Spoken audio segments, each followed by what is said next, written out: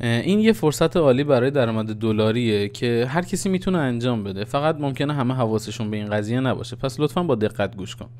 اتاق بازرگانی صنایع معدن کشاورزی توی یه آماری که داده گفته که سال 1403 حجم 8000 تن به مبلغ حدود 28 میلیون دلار صادرات میگو از ایران به فقط امارات اتفاق افتاده.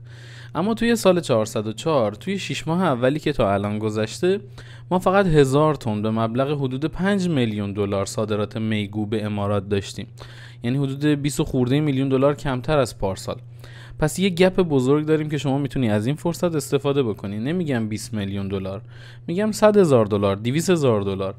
فقط یه کانتینر صادرات میگو داشته باش. چه جوری؟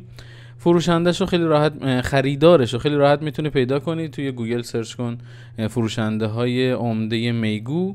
اگر نه من خودم توی کانال تلگرامم یه لیست از فروشنده های عمده میگو امارات رو با سایت فروششون، اون سایتی که میتونی باشون ارتباط برقرار کنی، لیست میکنم میذارم.